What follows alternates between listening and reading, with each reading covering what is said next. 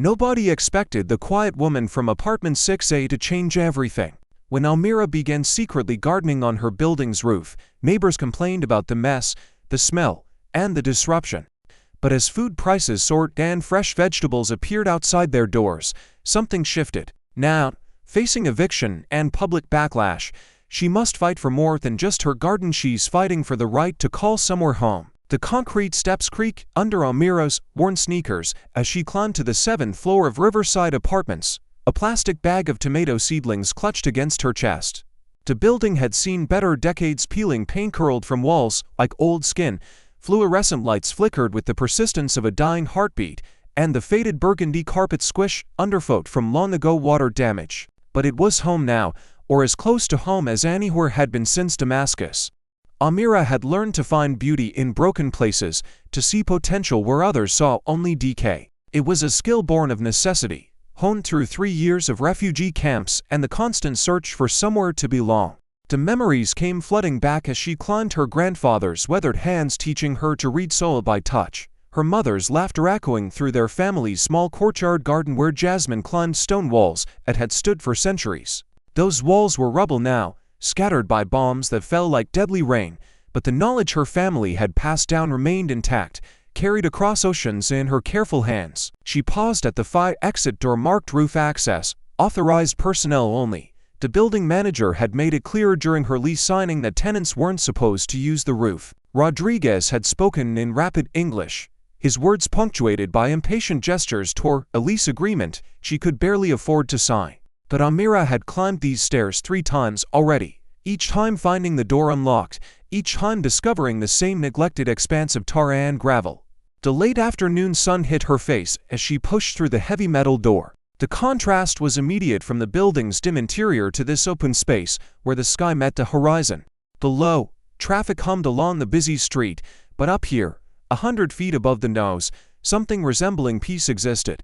Amira surveyed the space with the eye of someone who had once studied agricultural science at the University of Damascus. She had been months away from graduating when the war started, her thesis on drought-resistant farming techniques now seeming both prophetic and tragically irrelevant. Her professor had encouraged her research, seeing potential in a young woman who understood that food security was about more than yield. It was about resilience, adaptation, and survival.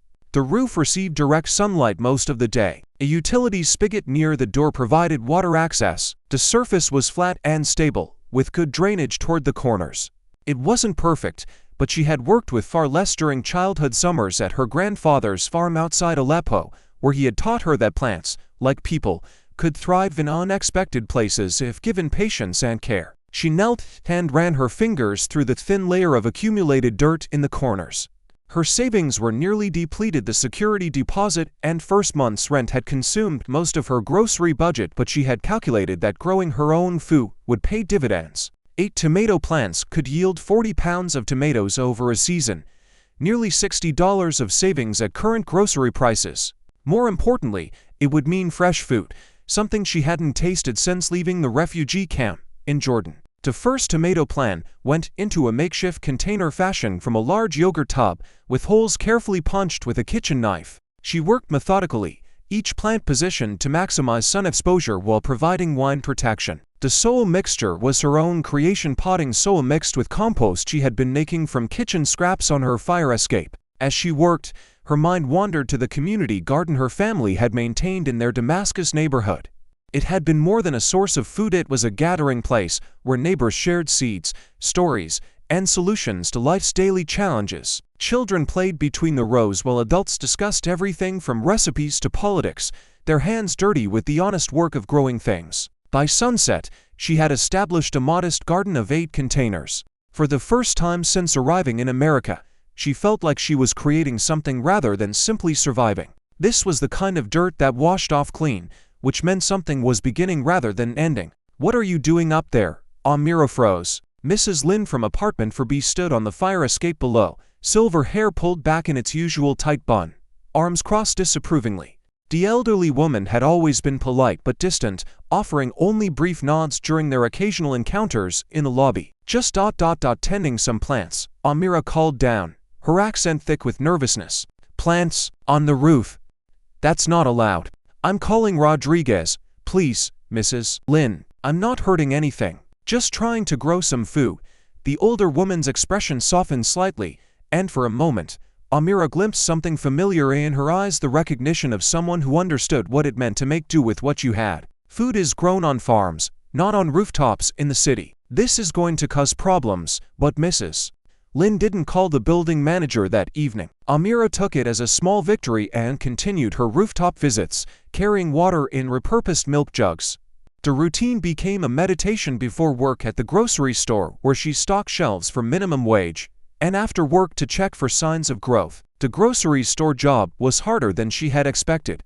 8 hours of lifting, organizing, and pretending to understand customers' rapid-fire English, while her feet ached in second-hand shoes. Amira was grateful, but she was also exhausted. The work paid enough for rent and basic necessities, but left little room for anything else. The rooftop garden represented hope both for better food and for the possibility that she might still have something valuable to offer the world. Word spread through the building in whispered conversations and pointed glances. Some residents were curious, others disapproving. A few were actively hostile, muttering about property values and people who don't know their place. Mrs. Peterson from Tennessee had been particularly vocal, complaining loudly in the lobby about liability issues and what happens to property values when people start turning buildings into farms. It was Javi who first approached her directly. The 10-year-old appeared one Saturday morning while Amira was watering her thriving tomato plants. He moved with fearless curiosity, phone in hand, recording everything. "My mom says you're growing food up here," he said, circling her garden with focused intensity. "That's so cool. Can I help? Does your mother know you're up here?" "She's working double shifts at the hospital." "This is way more interesting than video games." He knelt beside a cucumber plant that had appeared in her second wave of planting. "How do you know how to do this?" "I studied agriculture before I came here." "Where did you come from?" "Syria." Javi nodded with the easy acceptance of a child who had grown up in a building full of people from everywhere else. "My grandparents came from El Salvador. Mom says leaving home is brave." He held up his phone. "Mind if I take pictures?" This is going to get so many likes. Social media felt dangerous to Amir. Too much visibility, too much risk of unwanted attention, but there was something infectious about Javi's enthusiasm. His genuine interest in what she was doing felt like recognition, like validation that her knowledge might still matter in this new place. "Just don't show my face, okay?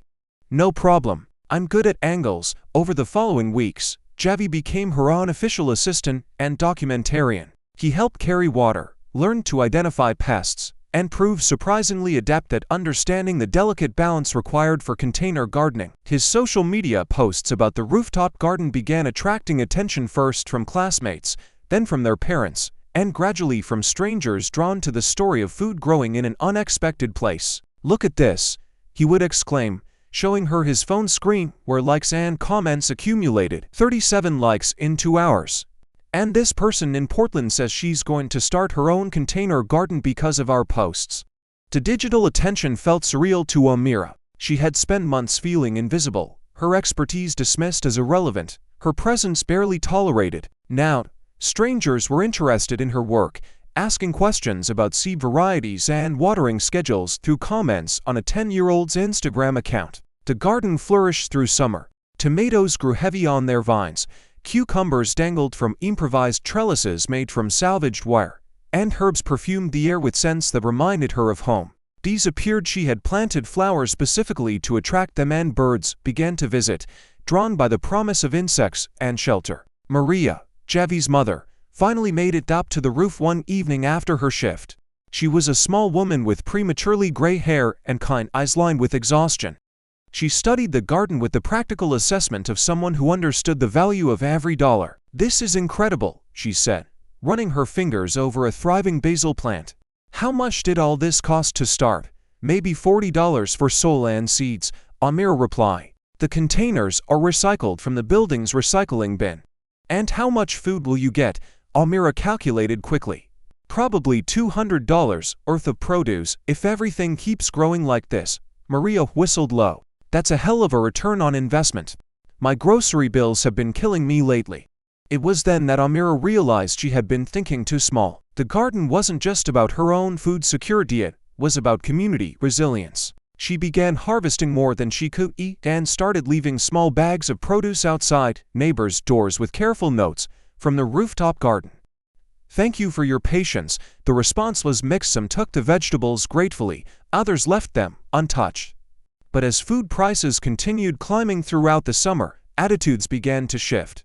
Tenants started stopping her in hallways to thank her, to ask about the garden, and to inquire about extra vegetables. Mrs. Lin confided that the fresh herbs reminded her of Hong Kong markets from her childhood.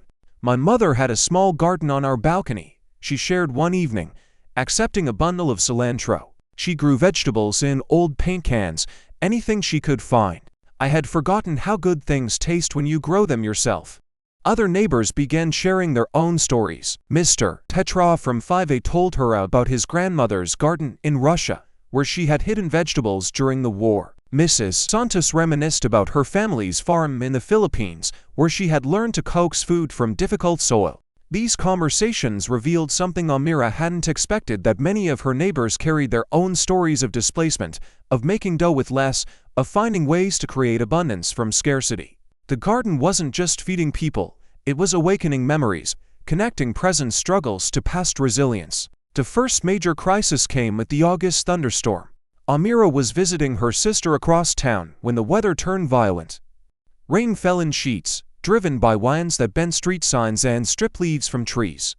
She watched from her sister's apartment window as the storm raged, worrying, gnawing at her thoughts. The garden had no real shelter, no protection from the kind of weather that could destroy weeks of careful work.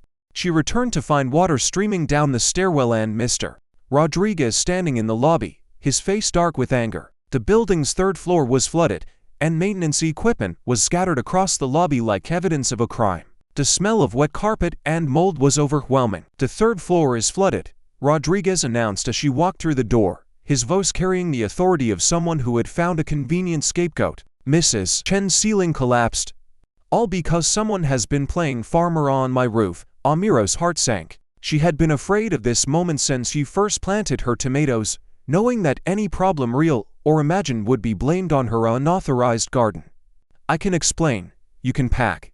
I want you out by the end of the week." The words hit her like a physical blow. She had been through eviction before, and had learned to live with the constant threat of displacement, but this time felt different because this time she had been building something meaningful. Mrs. Lin appeared from the stairwell, her face flushed with exertion and concern. "Rodriguez, wait. It wasn't her fault the drain got clogged. The drain's been problematic for years. Remember the leak last winter, before she even moved in? I don't care about last winter. I care about right now, and right now I've got water damage and insurance adjusters coming tomorrow. The roof drain has been backing up for 3 years, Mrs. Lin insisted, her voice carrying a strength Amira had never heard before. "I've reported it twice myself." This flooding would have happened with a garden or not, but Rodriguez had made up his mind. "I've got insurance adjusters coming tomorrow." "She's out." By morning, an eviction notice was taped to Amira's door. She sat staring at it, feeling the familiar weight of displacement settling over her shoulders like a heavy coat.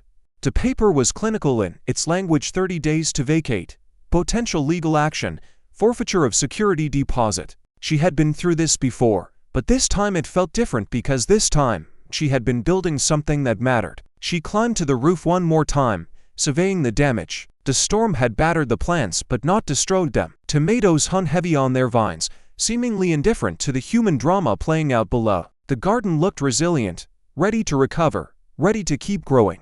The notice might have been the end of the story, but Javi's social media documentation had been gaining followers steadily throughout the summer. His posts had attracted nearly 3,000 people drawn to the story of something beautiful growing in an unlikely place. The account had become more than just a record of plant growth. It had become a narrative about possibility, about what could happen when people dared to imagine different ways of living. When he posted about Amira's eviction, the response was immediate and intense. Comments poured in expressing outrage and support. Someone started a hashtag Save the Rooftop Garden. Local food bloggers picked up the story, and it began spreading across social media platforms, shared by local organizations and activists.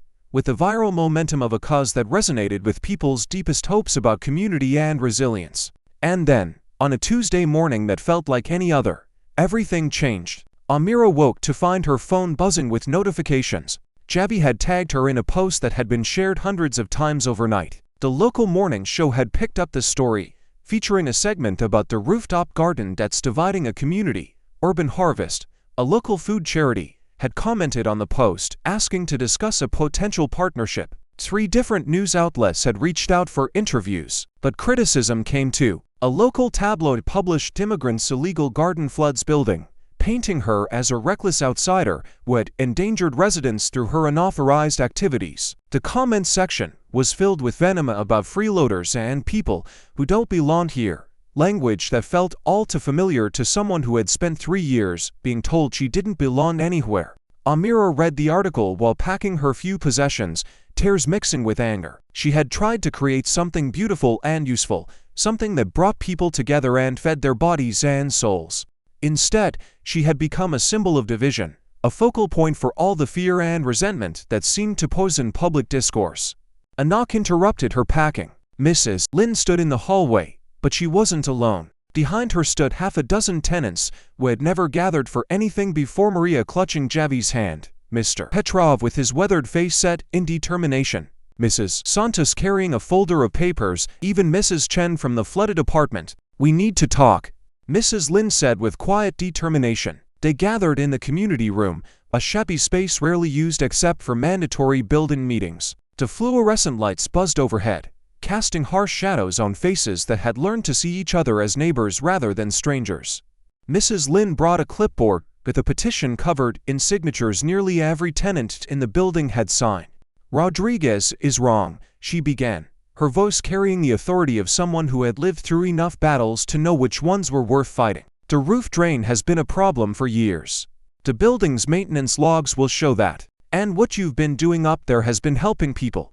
One by one, tenants shared their stories, how Amira's produce had helped stretch food budgets during a summer when everything cost more, how children have become interested in where food comes from, how the sight of something green and growing had brightened their days and reminded them of their own capacity for creation. Mrs. Santos spoke about the herbs that had helped her cook familiar meals for her family. Mr. Petrov talked about the tomatoes that tasted like the ones from his childhood. Maria testified about the educational value of the garden for her son, and how it had taught him responsibility and patience. "We've all signed this petition," Mrs. Lin continued, holding up the clipboard. "We're asking Rodriguez to let you stay and to officially designate part of the roof for community gardening. We're willing to take collective responsibility for maintenance and safety."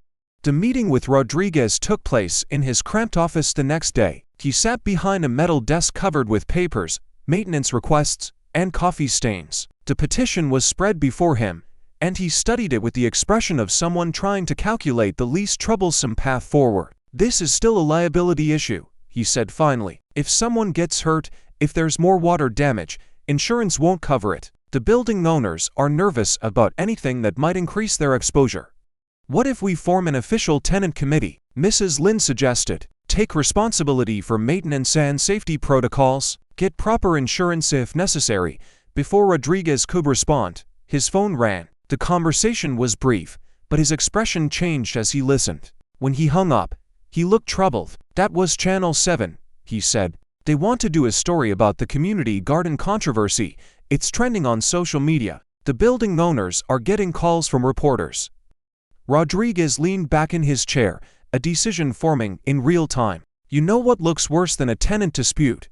A landlord evicts a refugee for growing food during a cost-of-living crisis." He sighed heavily. "I'll talk to the owners, but if we do this, it has to be done right. Official rules, proper drainage, and insurance waivers. And if there are any more problems, this experiment ends immediately."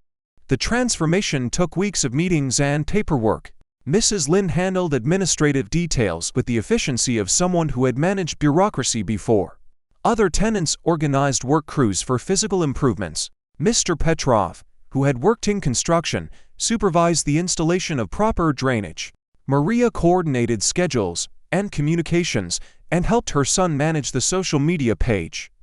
Even Mrs. Peterson, The garden's former critic contributed by researching liability insurance options. Proper drainage was installed.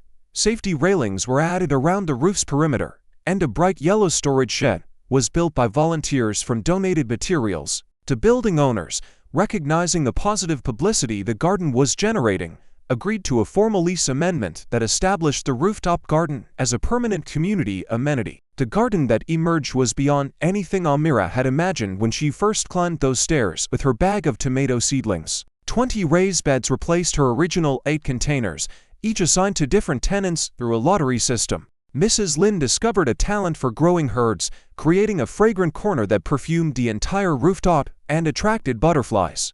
The partnership with Urban Harvest brought resources and expertise, turning the rooftop into an outdoor classroom. They helped establish a Saturday farmers market in the building's lobby, where tenants could sell excess produce to neighbors and visitors. The market became a community event, drawing people from surrounding buildings and creating connections that extended far beyond the garden itself. Javi's documentation had evolved into a formal project about urban food systems. With the guidance of his mother, the videos now attracted attention from environmental science programs and urban planning departments. He had started as a bored 10-year-old and emerged as an inadvertent advocate for urban agriculture, invited to speak at youth conferences about the power of social media to drive positive change. 2 other apartment buildings in the neighborhood reached out for advice on starting rooftop gardens. A community college invited Amira to speak about food security and housing policy.